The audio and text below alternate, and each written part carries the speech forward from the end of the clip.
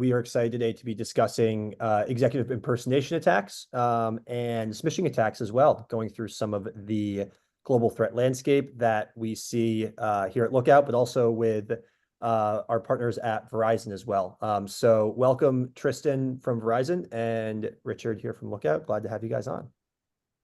Thanks. Excited Thank to be you, here. Hank. So we're going to go through a fair amount today, but we're going to keep it pretty tight, guys. So I'm going to share up some slides here and let's dive right into it.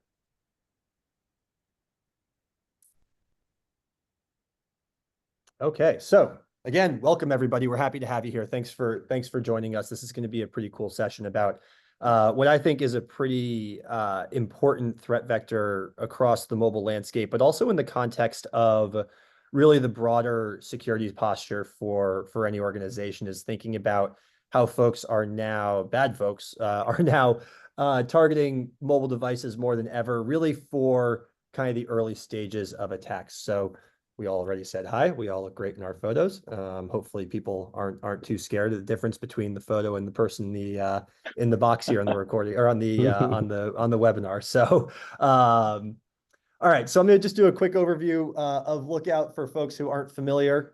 So Lookout has been around for some time. We actually started way back in 2007 as the first consumer mobile security company. Then a few years later, we pivoted into the enterprise and now really protect everyone from small businesses, mom and pop shops, all the way up to the largest branches of government. A big part of what we bring to the table, especially in the days now of needing as much data as possible for things like EDR and other sort of data aggregation and security workflows, is this data set that we have. So we've got security telemetry from more than 220 million devices. And at this point, I think we're actually over 350 million apps. I think I need to update this slide. But the idea here is that we're bringing the most information possible to folks who are looking for ways to protect their mobile users, and also able to leverage AI to be able to auto-convict a lot of the things that we're finding across the mobile security landscape.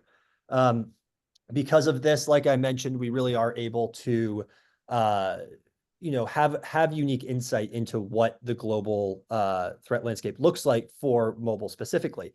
I think it's something that historically has been a bit overlooked, as mobile devices have been treated as kind of edge devices.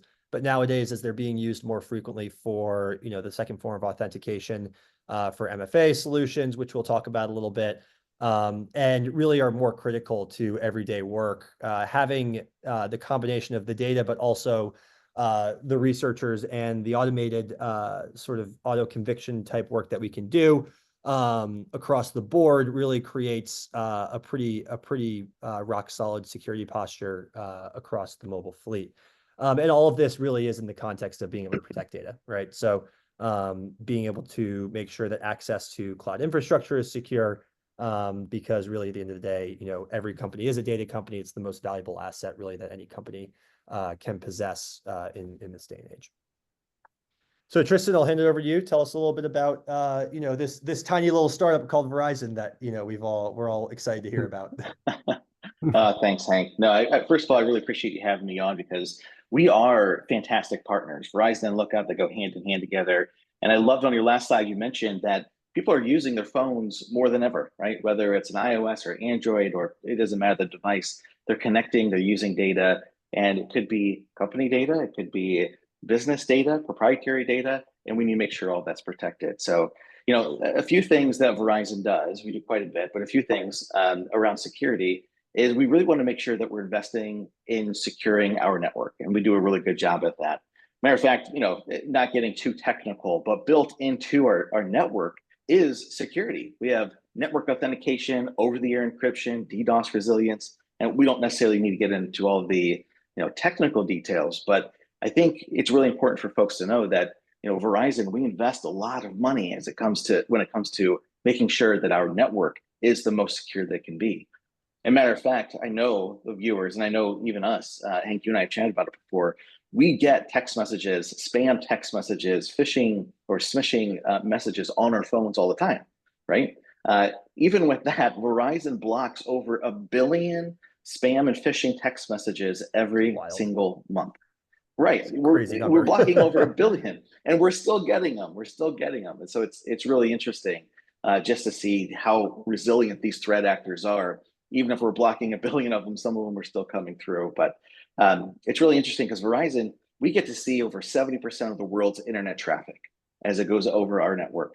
And it's not just on the wireless side, but on our wireline side as well. But that gives us a huge advantage, right? We have three major publications that we put out each year from a security standpoint. One's called the Data Breach Investigation Report. Another one's called the Mobile Security Index, and we'll talk about those here in a bit. But because we're able to see all this traffic, we're able to put these publications out, and we're able to monitor these security events, 61 billion monitored security events that we're able to look at. And as these threats start to build up, we're able to see trends in our network and understand what's going on, and of course help block those as well. And with that, we have this amazing team. It's called the VTRAC Verizon Threat Research Advisory Center. Over 200 members across 150 countries. Amazing, beautiful centers that we're able to see all this traffic and have the security team really built and ready to help our customers, but also protect their network. And of course, we've been in the security business for quite a while, over 25 years. Not only are we protecting our own business, but we're protecting other businesses as well with our security practice. So, but that alone, we need partners like Lookout to help with this. So I'm really excited to have this conversation today. But I wanted just to take a slide here to talk about all of the amazing things Verizon's doing to make sure that our customers are protected. Awesome. Thank you, Tristen. Yeah, no, I think it's pretty crazy when you think about this, just the volume of events, of data, I mean, we talk about all the data we have, you guys talk about all the data you have. I mean, it just sort of, it all comes together beautifully. So to sort of set a little bit of context here, this is sort of how we look at the world right now. I think that everybody is familiar with the classic Lockheed Martin cybersecurity kill chain, which is obviously still a very valid, very good thing to go off of. But we look at things with a little bit more of a modern take.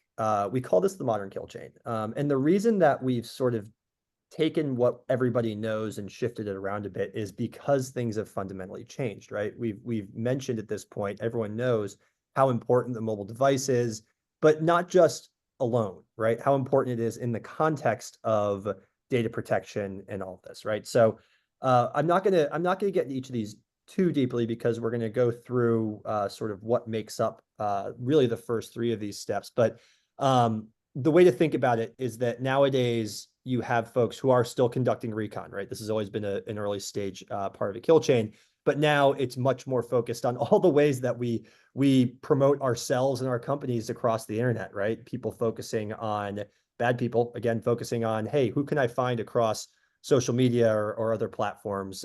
What information of theirs has been leaked in one of the countless data breaches that occur every day, month, year, whatever you want to say, and how can I use that information to socially engineer that individual into either giving up their login credentials. We've seen that. We've seen a crazy spike. Actually, one of our researchers here shared a graph with me yesterday showing the spike in registered domains spoofing Okta login URLs, and it's gone up. I wish I'd added it to this, but it's gone up a crazy amount in the last, in even just the last 6 months, and really using all of that to create these high pressure situations where then the individual gives up their credentials, the bad people get initial access, and then all of a sudden you have someone who's able to access all of the cloud apps of that an organization has, or at least most of them that don't require yet another form of authentication.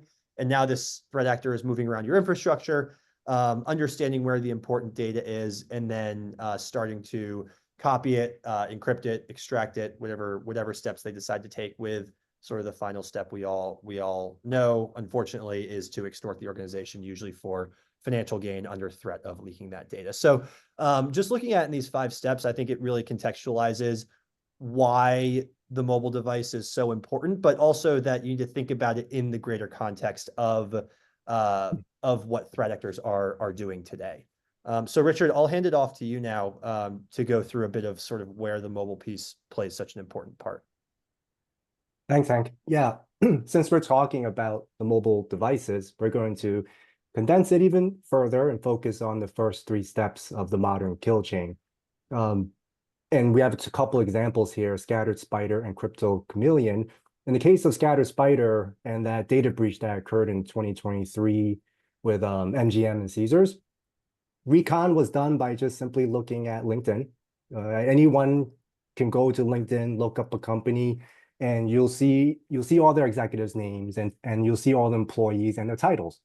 Now, some employees are very detailed about what they do, so that's information that the attacker can use, and that's exactly what Scattered Spider did, right? They identified a current employee and called up their IT and was able to get their MFA credentials. And with the second part of the modern kill chain, social engineering, if we think about how employees use MFA, it's on their mobile devices, right? And when requests are sent via text message on their mobile device, that's where Lookout can come in and protect your business.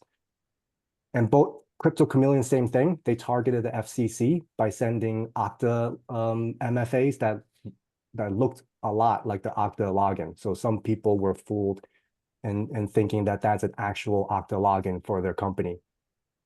And once you have access to the MFA on the device, you'll have your initial access. And from there, an attacker, which Scattered Spider and Crypto Chameleon both did, they were able to go across the corporate systems and see what data they can get access to.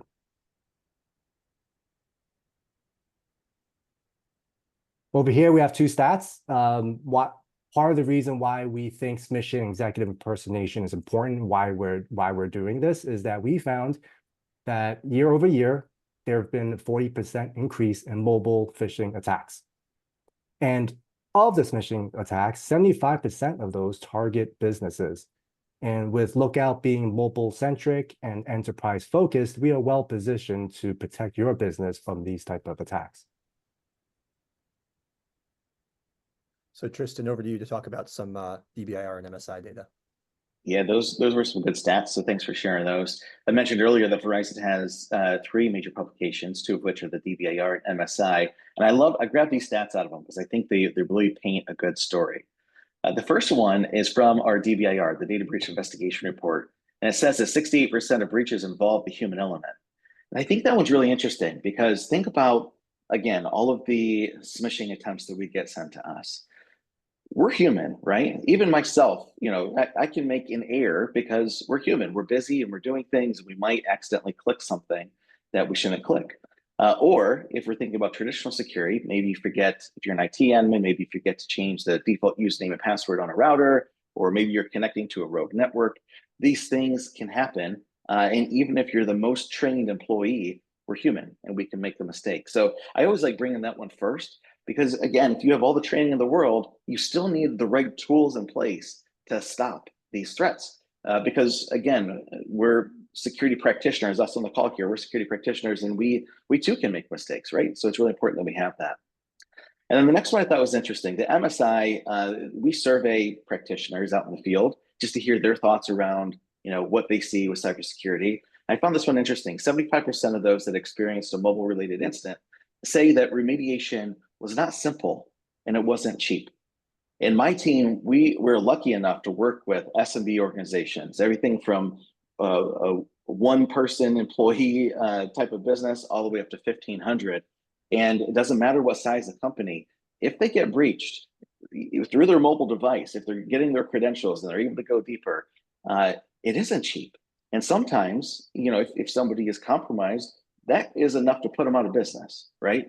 And so it's really, again, going back to making sure how important it is to have the right tools in place, like Lookout, you need to have that because it isn't cheap. And then the last one also comes from MSI, and it says 86% of those surveyed anticipate further increasing mobile security spend next year. And I love that trend because we didn't always see that. Years ago, when we asked about, hey, how much are you investing in protecting your mobile devices? It wasn't there, right? People, they weren't interested in doing it. They felt like it was a device that they could use worry-free because no one was targeting it, or it couldn't get a virus, or it couldn't get phished. And now we see that those that are in the IT world, security practitioners, they're understanding that, you know what, most of our data can be found on our phone, our customer data, our proprietary data. And so we really need to make sure that we're protecting those.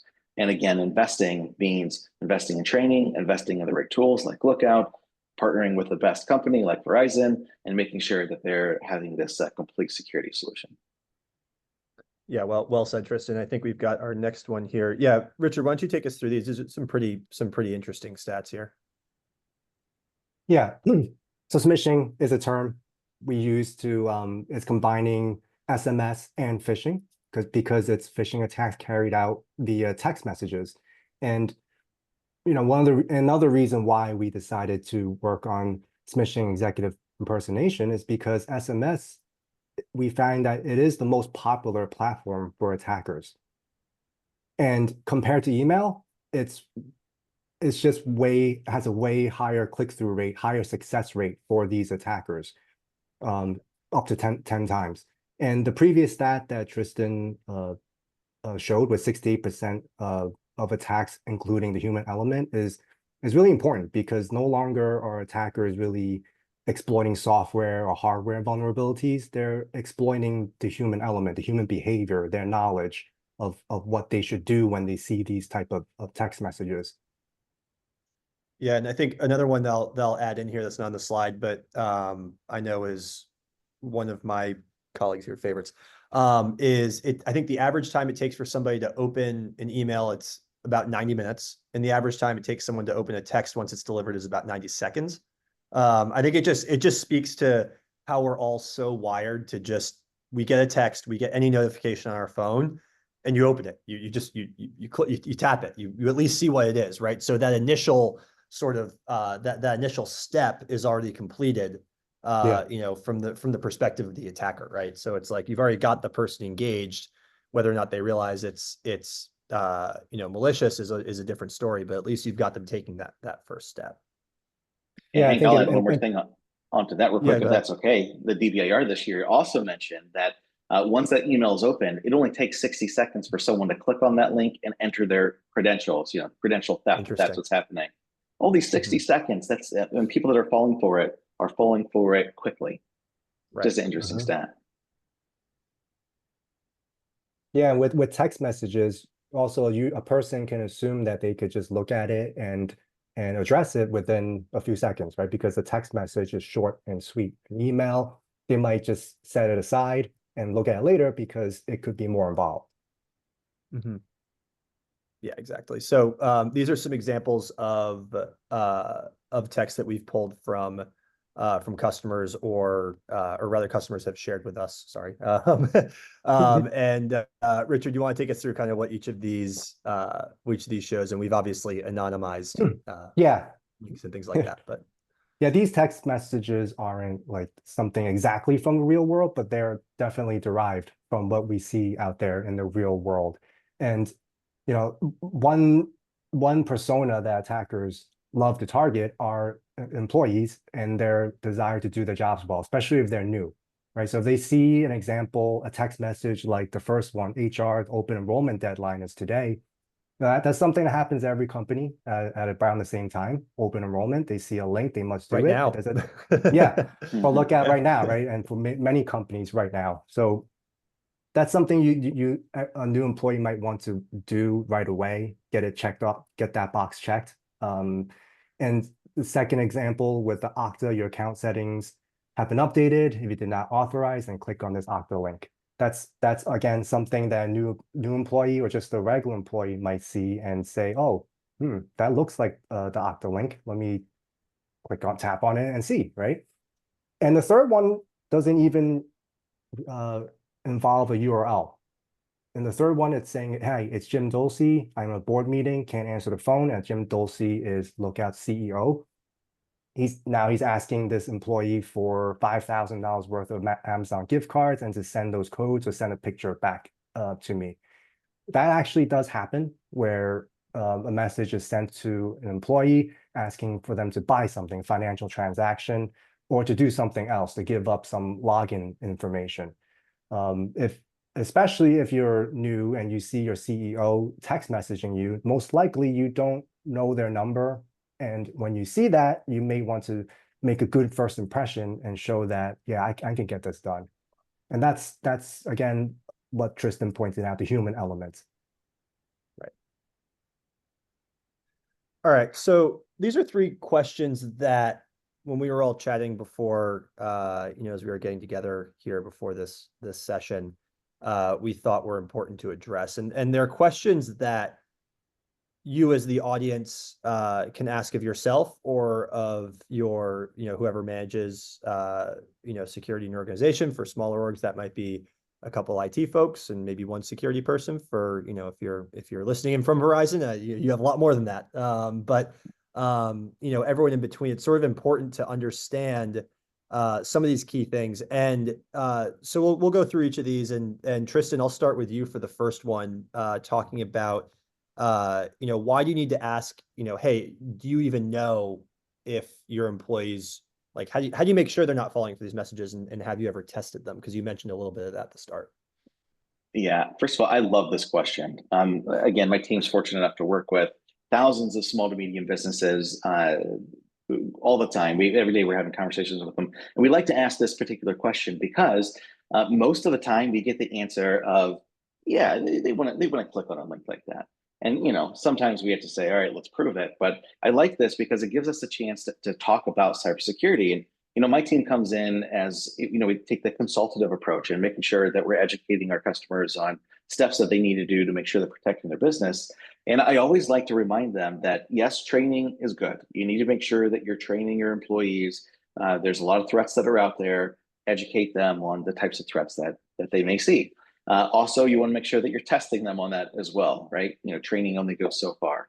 You want to make sure that you have a nice acceptable use policy for the devices that they're using.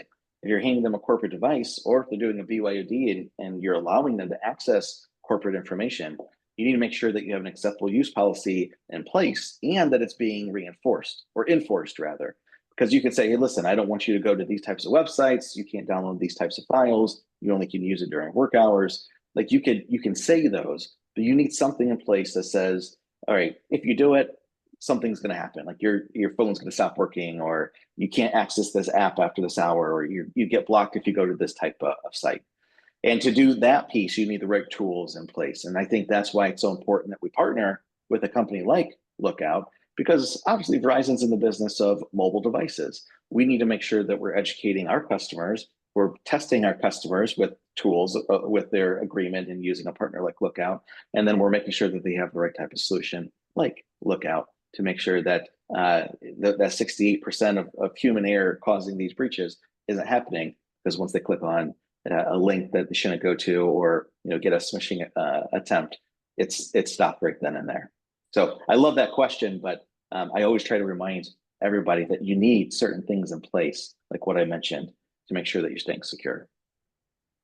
Yeah, absolutely. And I'll talk about the second one here, because I also think it's almost it's serious, but almost a little funny to think about, well, do people actually report phishing messages, right? And it's almost a little bit of like, back when we were all in offices, it's the image we used to paint was, well, are you really going to kind of trudge over to the security team's desk and say, hey guys, I think I clicked the link, and sort of, it's a little embarrassing, right? If you're saying, hey, I fell for the thing, right? We all like to think that we wouldn't. And as all the information, all the data, all the stats we've talked about today show, in fact, people do fall for these things quite frequently. So, I think that being able to understand when this is happening, without necessarily relying on your employees to report it is important. It's just, again, I talked a little bit about at the start about how in this age where everybody's using, at least a SIM or some sort of aggregation, security event aggregation tool, maybe they're going, extending into EDR and XDR, but just having this information is so important. And it's not for the reason of saying, oh, well, this employee, Jimmy fell for another text message, like, let's all roast him on a spit. No, it's all for the good of protecting your data. And I think that, just taking out the dependency on employees to report it to you is really important. And I think this actually kind of plays well into this third one here, which Richard, I'll hand off to you about visibility and the reactive nature of things. Yeah, what you both just talked about leads up to number three. Really, your admin, your security team, they need to be the ones that know what's happening, right? They have the controls to block certain access or to to implement different workflows to try to minimize the attack or block it completely. And at Lookout, the way we built smishing and executive impersonation, we're industry first to provide visibility across both platforms on iOS and Android, so that your security team will know when attacks happen to which device. And we have multiple ways to allowing your security team to know these events. And for example, in the console, you'll see it happening as it comes through these detections. And we also have an API that pushes these events out to what you're just talking about, Hank, like the themes you were talking about. And those two things allows your security teams to really pivot and react to these attacks rather than just saying, oh, okay, it happened, now what, right? Right, absolutely. Okay, so Richard, as the PM that helped build this whole thing, why don't you go a little bit more deeply into how we're helping protect folks against all this? Sure. Yeah, when we say smishing, we're talking about malicious and phishing URLs, like the examples we just saw. So if you see a URL in your messages, we're going to analyze that and see if it's phishing or malicious nature, then we're going to block it. As you see in the first picture there, where you see the top notification saying phishing message detected. Now, if you didn't have Lookout smishing and executive impersonation protection, then you'll just see the text messages come through, and it's really going to be up to you, the human element, to not be tricked by some sender just asking you for something. And the executive impersonation part is kind of like what you see in the second picture here, where there are no URLs involved. So there's no phishing URL, no malicious URL for you to tap. It's asking you to do something. And again, it's up to, if you're protected, you'll see a message saying, hey, you need to watch out for this message. Maybe not give this person a $5,000 gift card. If you're not protected, then again, it's really up to you to decide whether you should fall for it or not, or if you think it's real or not. And as mentioned before, we provide visibility to admins with reports and charts and details. An admin or security team can also set up a custom message so that they can give more information to their employees if an attack like this is seen. And the way we build smishing executive impersonation, we had privacy in mind. And some examples I'll give you is that we're only looking at messages from unknown senders. So your friends, your family that are in your contacts app, we're not analyzing those messages. If your mom is sending you a text message to come over for Thanksgiving, we're not looking at that, right? And of those unknown messages, the admin will only see those that we detect as malicious phishing or executive impersonation. And even then, with that smaller subset of messages, the admin doesn't see what the message is all about. They only see that there's a phishing URL, there's a malicious URL, or the person that they're trying to impersonate, which is an executive or CEO of your company. There's really no way for them to know, for admin to know what the whole message was about, right? So because we're protecting the user's privacy. And last, sorry, yeah, that's it for privacy. Yeah, I think that's a good, no, it's important though, right? Because obviously with anything in mobile, we're talking, we're all comfortable, the three of us are comfortable talking about all the security steps you have to take and all that. But of course, even if it's a corporate issued device, mobile devices do feel, personal to a level. And so it's important to understand kind of how privacy plays a part in it, and obviously how important we all take that. So we're going to wrap up here in a couple minutes. This is a kind of cool thing that we've built here at Lookout. That is something that folks can do if they want to reach out to us to be able to do this mobile phishing risk assessment, right? So Tristen talked a lot about training and helping you understand the level of risk that your organization might be at. This is pretty cool. So basically, we work with you and your team to create a phishing campaign in the same way that a threat actor might go on, as we've talked about, go on LinkedIn, look up everybody in your IT team, or maybe even just all your sales reps or someone like that, right? And build a message. We send it out. We're able to create a fake login page. Obviously, we don't collect any of the information. But what it does is that then provides a report on all sorts of breakdowns of how your employees reacted. So it's pretty cool. You can see how quickly people responded, what OSs people were more likely or responded more on, percentage of people actually tapped the link, percentage of people entered their credentials, all this sort of stuff. It's a pretty cool way to get a quick understanding of how much risk this threat vector really poses.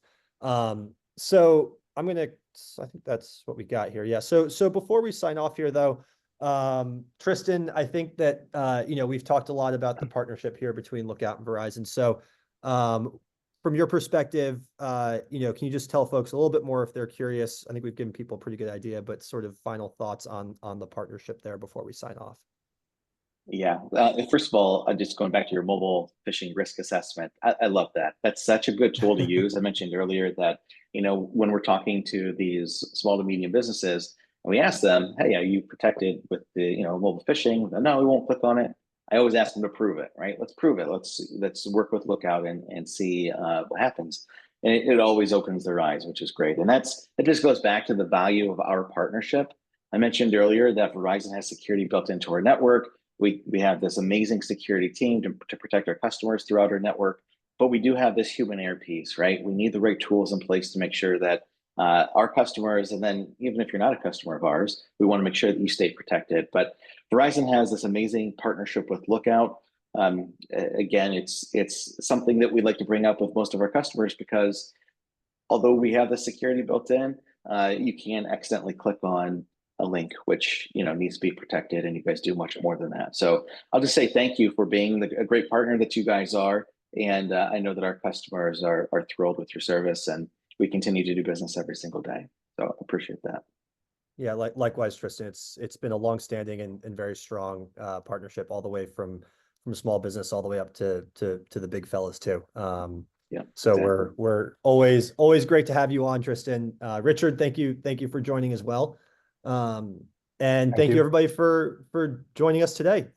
Reach out if you have questions. Find us all on LinkedIn. As we've talked about, you can find anybody on LinkedIn. So reach out to us with questions, and please no phishing attacks. But thank you everybody for joining, and we'll catch everybody in the next one.